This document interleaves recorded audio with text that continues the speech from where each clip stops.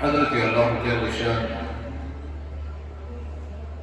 رب کائنات کا انتہائی کرم و احسان، اس رب کائنات نے رمضان مبارک کا آج تیسرا جمعہ عطا فرمایا۔ جتنا شکر کیا جائے بہت کم، اور خوش نصیب ہیں جن کی زندگی کے اندر رمضان مبارک کا جمعہ آیا اور پھر وہ اپنی زندگی کو عبادات کے اندر مشغول کر سکا۔ اور رمضان مبارک ہم سے رخصت ہونے کے قریب سے قریب تر جا رہا ہے، اور آج 16 رمضان المبارک ہے۔ 16 رمضان المبارک، اور اس رمضان مبارک کا پتہ نہیں چلا کہ یہ 16 دن کیسے گزر گئے، 15 دن کیسے گزر گئے۔ جہاں رمضان مبارک کے فضائل بیان ہوئے، جہاں رمضان مبارک کے روزے رکھنے کی فضیلت اور عظمت اور نہ رکھنے کے نقصانات عرض کیے گئے، اور اس رمضان مبارک میں ایک اور چیز جو حضرت رسول رحمت صلی اللہ علیہ وسلم کی طرف سے اس امت کے لیے واجب قرار دیا گیا، وہ ہے صدقہ فطر۔ اور صدقہ فطر کے متعلق آج چند گزارشات ہوں گی کہ ہمیں اللہ رب العزت کہ اس عظیم فریضے کی ادائیگی کے ساتھ ساتھ ایک اور حکم بھی ہے کہ اپنے ان روزوں کو پاک و صاف کرنے کے لیے، ان روزوں کی طہور طہارت کے لیے، پاکی کے لیے اللہ کے نبی صلی اللہ تعالی علیہ وسلم نے صدقہ فطر کا اعلان فرمایا۔ یہ صدقہ فطر کیا ہے؟ اصل میں فطر کہتے ہیں کسی چیز کے کھولنے۔ جب رمضان ختم ہو جائے گا تو عید الفطر آتا ہے، ہم کہتے ہیں عید الفطر، اب افطار کا وقت ہے کھولنے کا۔ مگر یہ صدقہ فطر جو ہے یہ ہم سب کے روزوں کی ان کوتاہیوں کا ہے جو بڑی بڑی کوتاہیوں سے ہم بچ جاتے ہیں۔ مثلا رمضان میں کھانا پینا تو ہم بند کر لیتے ہیں، جو چیز حلق منہ سے اندر جائے اس پہ ہم کنٹرول کر لیتے ہیں، مگر کچھ ایسی چیزیں ہیں جو جانے اور انجانے کے اندر ہم سے ہو جاتی ہیں۔ کبھی آنکھ کا غلط دیکھنا، کبھی زبان کا غلط بولنا، کبھی کان کا غلط سننا، اور کبھی ہاتھوں کا غلط پکڑنا، اور وہ چیزیں جو معمولی سی ہم انہیں معمولی چیز سمجھیں، جیسے کسی کی غیبت کر دی، جھوٹ بول دیا، بد نظری ہوگی، حالانکہ بہت بڑے گناہ ہیں مگر ہم ان کو چھوٹا اور ہلکا سمجھ رہے ہیں۔ ان روزوں کی ان گناہوں میں تلافی کے لیے، ان روزوں کو پاک کرنے کے لیے، جس طرح ہر ایک چیز کی پاکی کا کوئی نہ کوئی ذریعہ ضرور ہے۔ مال پاک کرنا ہو تو اس کی زکات ادا کرنی ہے، کپڑے پاک کرنے ہو تو اس کے لیے پانی اور صابن کی ضرورت ہے، جسم پہ میل چڑھ جائے تو اس کو نہانے کی ضرورت ہے۔ اس طرح روزہ جو ہماری روحانی غذا ہے اس کو پاک کرنے کے لیے بھی اللہ کے نبی نے صدقے کا حکم دیا ہے، اور صدقہ فطر جسے ہم کہتے ہیں۔ اور اس میں دو طرح کا صدقہ ہوتا ہے، ایک صدقہ فطر روزہ رکھنے کی حالت میں، اور ایک کفارہ کی حالت میں، یعنی کہ روزہ نہیں رکھ پایا، اور ایک فدیہ کی حالت میں۔ یہ تین طرح کے صدقے بن جاتے ہیں، صدقہ فطر ایک الگ چیز، فدیہ ایک الگ چیز، اور کفارہ ایک الگ چیز۔ اب یہ 3 طرح کے صدقے کیا ہیں؟ ایک صدقہ تو صدقہ فطر جو ہے وہ عام ہے، روزہ رکھنے والے کے لیے بھی ہے اور چھوٹے بچوں کے لیے بھی ہے، حالانکہ روزہ نہیں رکھتے ہیں، بالغ کے لیے بھی اور نابالغ کے لیے بھی ہے، مسافر کے لیے بھی ہے اور دودھ پینے والے بچے کے لیے بھی ہے، اور حتیٰ کہ صبح طلوع آفتاب سے پہلے اگر کوئی بچہ پیدا ہو جائے اس کا بھی صدقہ فطر ہے،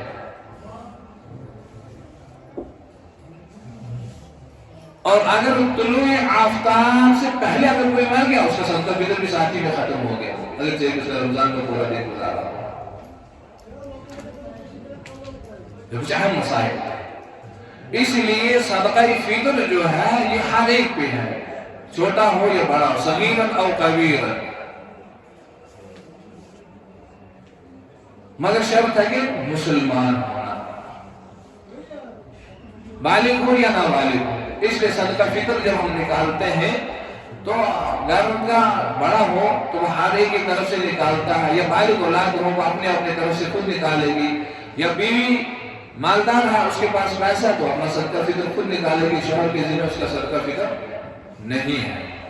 اسی طرح زکوٰۃ کا بھی معاملہ ہے، اس کے پاس اگر ضروریات وغیرہ ہیں تو شوہر کے ذمہ نہیں اس کی زکوٰۃ نکالنا، بلکہ اس کو اپنی زکوٰۃ بھی، ہاں اگر وہ نکال دے تو اس کے لیے ہمدردی ہے، اس کے لیے ہمدردی ہے۔ اس لیے صدقہ فطر جو ہے واجب علی کل مسلم ہوا، یہ واجب ہے ہر ایک مسلمان، مرد عورت پہ، چھوٹے اور بڑے پہ، چاہے کوئی سفر پہ رہ رہا ہے کوئی آ رہا ہے۔ اب سفر کے لیے ایک الگ حکم بن جاتا ہے، مان لیں یہاں ہمارے شہر سری نگر کا کوئی سعودی عرب میں رہ رہا ہے تو سعودی عرب والے کو بھی صدقہ فطر دینا ہے، مگر اس کو وہاں کے حساب سے صدقہ فطر ادا کرنا پڑے گا، یہاں کے حساب سے نہیں۔ جو وہاں ریل بن جائے گی صدقہ فطر کی، جو وہاں اعلان کیا جائے گا صدقہ فطر کا، اس کو اسی حساب سے صدقہ فطر دینا پڑے گا۔ جو ہندوستان میں رہ رہا ہے وہاں جو اعلان ہو جائے گا اس کو اس مطابق دینا پڑے گا۔ تو یہاں رہ رہا ہے جہاں جس جگہ جو رہ رہا ہے جہاں وہ اناج جو استعمال کیا جاتا ہے اسی ریٹ کے حساب سے صدقہ فطر نکالا جائے گا۔ بڑا مسئلہ ہے، جس ملک کے اندر جو رہ رہا ہے اس کو اسی مطابق جو ہے صدقہ فطر ادا کرنا پڑے گا۔ اب کوئی باہر رہ رہا سعودی عرب میں، وہ یہاں فون کر کے کہے گا کہ میرا صدقہ وہاں فطر ادا کر دیا جائے وہاں، تو یہ نہیں ہوگا، اس لیے اس کو وہاں اس ریٹ سے ادا کرنا پڑے گا۔ تو صدقہ فطر ہر ایک چھوٹے اور بڑے کو بھی، مرد ہو یا عورت ہو، روزہ رکھا یا نہیں رکھا، اس کا صدقہ فطر اس پہ واجب ہے، اس کا صدقہ فطر جو ہے وہ نکالنا ہے۔ اب اس میں ایک اور صدقہ فطر کا میں نے اعلان کیا، وہ فدیہ۔ فدیہ کے اندر وہ لوگ شامل ہیں جو کسی بیماری کی وجہ سے روزہ نہیں رکھ پائے۔ یہ مسئلہ بڑی غور سے سن لیں، کوئی انسان بیماری کی حالت میں ہے اور بڑھاپے کی حالت میں ہے، بیماری نہ ہو، بہت زیادہ ضعیف و کمزور انسان بڑھاپے کی حالت میں ہے، روزہ نہیں رکھ پائے، اور آئندہ بھی اس کو روزے رکھنے کی امید نہیں ہے، رمضان میں نہیں رکھ پائے تو آئندہ بھی اس کی صحت اس کے لیے اجازت نہیں دے رہی ہے کہ وہ آئندہ بھی روزہ نہیں رکھ پائے گا، یعنی آگے چل کر اور بیمار ہو سکتا ہے، بوڑھا ہے اور کمزور ہو سکتا ہے، بیماریاں اور بڑھ سکتی ہے۔ اب اس کے لیے کیا حکم ہے؟ اس نے تو روزے رکھے ہی نہیں، اس کو فدیہ دینا ہے۔ یا تو کوئی اچانک رمضان مبارک میں بیمار ہو کے اللہ نہ کرے تو اس کے لیے فدیہ نہیں ہے، وہ رمضان کے بعد جب صحتیاب ہو جائے گا، بہت سارے ایسے ہوتے ہیں اچانک کسی کو آپریشن آ گیا، کسی کو کوئی اور مسئلہ آ گیا، اب رمضان میں تو وہ روزے نہیں رکھ پایا، ان دنوں وہ بہت بیمار تھا، بعد میں ٹھیک ہو گیا، تو اس کے تو روزے اس کو لازمی رکھنے، اس کا فدیہ نہیں چلے گا، اس کا فدیہ ادا کرنے سے روزہ ادا نہیں ہوگا، بلکہ جب جو ہی اس کی صحتیابی ہو جائے گی، ٹھیک ہو جائے گا، رمضان کے بعد اتنے روزوں کی اس کو گنتی پوری کرنی ہے۔ اس میں نے گزشتہ جمعہ بھی عرض کیا، جو ہماری مائیں بہنیں مسترات جن کو اپنے شرعی عذرات کی وجہ سے روزے چھوڑنے پڑتے ہیں، وہ کہیں گے کہ ہم ان دنوں کا کسی کو 3 دن، کسی کو 10 دن، کسی کو 6 دن. اب ان دنوں میں اگر وہ روزہ چھوڑتی ہیں، یہ نہیں کہیں گے ان 3 دنوں کا یا 6 دنوں کا یا 10 دنوں کا میں فدیہ دے دوں میرا روزہ ادا ہو جائے گا. نہیں، بعد میں اس کو وہ گنتی پوری کرنی ہے. قرآن پاک کے اندر اللہ نے خود ارشاد فرمایا ومن شهد منكم الشهر فليصمه ومن كان مريضا او على سفر فعدة من ايام اخر. اس کے بعد اس کی وہ گنتی جو ہے وہ پوری کرنی ہے. یا سفر کی حالت میں روزہ چھوٹا ہو، بیماری کی حالت میں، یا کسی شرعی عذرات کی وجہ سے اس کو روزہ چھوٹا ہو. اب وہ حضرات جن کا میں نے تذکرہ کیا بیمار ہے، صحت یاب ہونے کی اس کی کوئی امید نہیں ہے، بڑھاپا ہے، دن بدن اور کمزور ہوتا جا رہا ہے، اب اس پہ وہ روزہ نہیں رکھ پاتا ہے اور آئندہ اس پہ رکھنے کی امید نہیں ہے، اس کے لیے فدیہ ہے. اس کے لیے فدیہ ہے. اور فدیہ کیا ہے؟ اس کو ہر ایک روزے کے بدلے میں ایک صدقہ فطر کی مقدار دینا پڑے گا. اس رمضان مبارک میں شہر سری نگر کے اندر اور بعض علاقوں کے اندر جو صدقہ فطر کا جو اعلان ہوا ہے وہ 80 روپے کے حساب سے اعلان ہوا ہے. ہم نے بھی رابطہ اہل مساجد کی طرف سے جو اعلان کیا وہ 80 روپے کے حساب سے اعلان کیا ہے. صدقہ فطر جو ہے وہ ہر فرد جو ہے اپنا 80 روپے کے حساب سے صدقہ فطر ادا کرے گا. اب یہ جو جس کا فدیہ دینا ہے یہ دیکھ لے کہ میرے رمضان مبارک کے 30 روزے یا 29 روزے جتنے ہو جائیں گے رمضان مبارک میں، اتنے روزے میرے چھوٹ گئے ہیں، اتنے روزے نہیں رکھ پایا ہوں. تو ہر ایک روزے کے بدلے میں اس کو 80 کے حساب سے صدقہ فطر جو ہے وہ نکالنا پڑے گا اور دیکھنا پڑے گا 30 دنوں میں میرا صدقہ فطر کتنا ہو گیا ہے. اتنا صدقہ فطر نکالنا پڑے گا. اب اس میں ایک اور چیز بھی خیال رکھیں، صدقہ فطر جو ہے مختلف اجناس کا ہے، مختلف چیزوں کا ہے.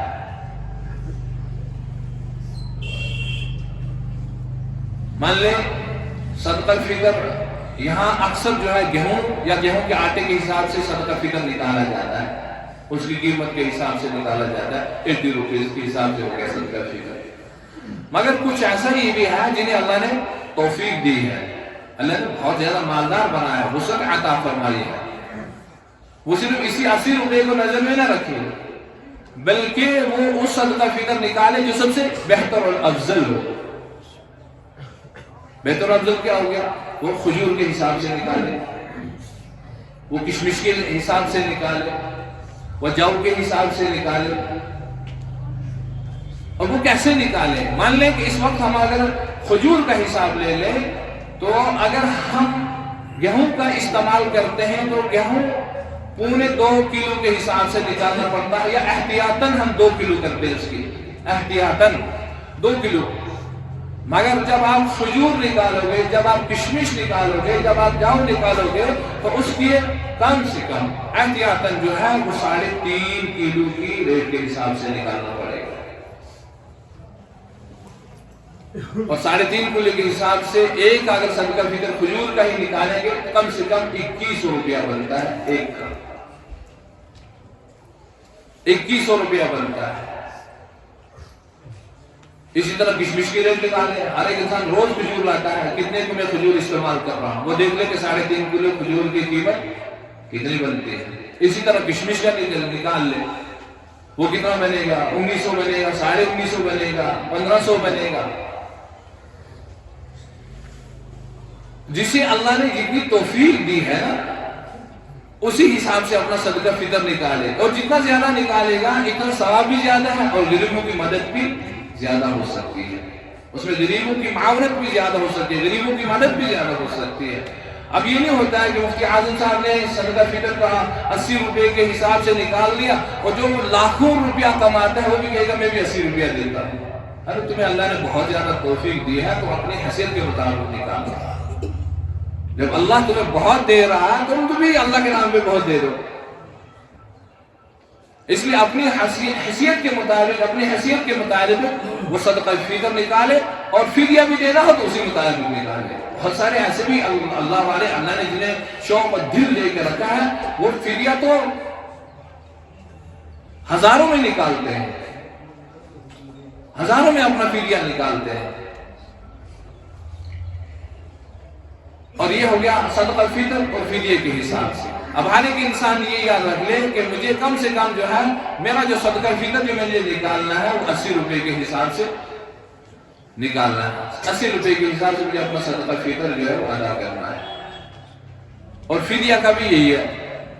اور اسی طرح کفارہ کا ہے. وہ لوگ جنہوں نے روزہ رکھا اور بغیر کسی شرعی عذر کے روزہ توڑ دیا. روزہ رکھا اور بغیر کسی شرعی عذر کی وجہ سے روزہ توڑ دیا. روزہ توڑنے کی وجہ سے اس پر کفارہ بھی ہے اور اس پہ قضا بھی ہے. کفارہ بھی ہے اور قضا بھی ہے. کفارہ اور قضا مطلب کیا ہو گیا؟ اب اس نے روزہ رکھا، اب اس سے کہیں باہر نکلا، اس کو کوئی چیز اچھی لگی کھانے کے لیے تو کھا لے، منہ میں ڈال دے. اس کو روزہ کا بھی پتہ ہے، بھول کے اگر کھا لے تو الگ بات ہے، اسے روزہ نہیں ٹوٹتا ہے.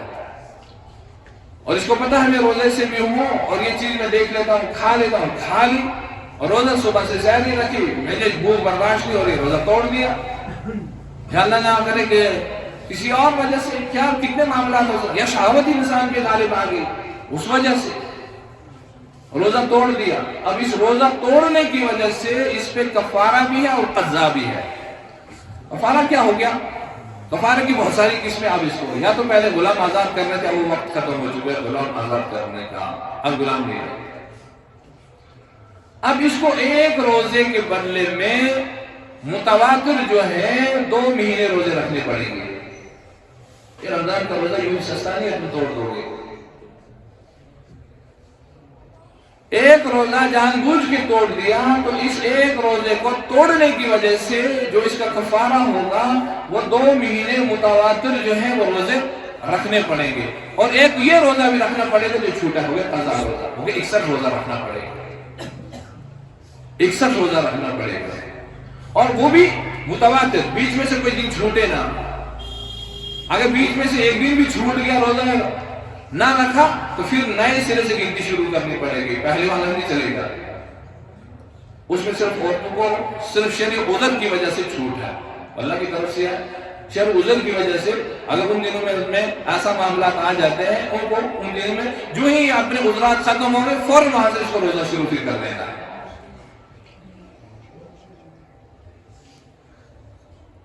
اور اگر اب اس کو یہ کہے گا کہ نہیں بھائی میں تو ایک رمضان کے 30 دن کے روزے نہیں رکھ سکا، بیچ میں سے میں نے چھوڑ دی تو میں 60 روزے کیسے رکھوں گا؟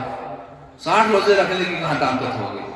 ارے جو صحیح بات ہے کہ ایک آدمی رمضان کے 2 روزے 4 روزے 5 روزے بلا کسی وجہ سے چھوڑ دے تو وہ کیا کہے گا میں متواتر 2 مہینے روزے رکھوں گا. اب اس کے لیے حکم یہ ہے کہ تم 60 مسکین کو کھانا کھلاؤ گے 2 وقت کا. 60 مسکین کو کھانا کھلاؤ گے 2 وقت کا پیٹ بھر کے اچھے طریقے سے. یہ تمہارا کفارہ ہوگا اس روزے کا جو تم نے جان بوجھ کے روزہ چھوڑ دیا ہے. اس لیے رمضان مبارک کے روزے جو ہیں بڑے قیمتی روزے، بڑے قیمتی روزے. تو بار بار تو نہیں آتے، صرف ایک مہینے میں ایک بار آتے ہیں، سال میں ایک بار آتے ہیں. اور سال میں جب ایک بار آئے یہ 30 دن رکھنا کون سی بڑی مشکل ہے.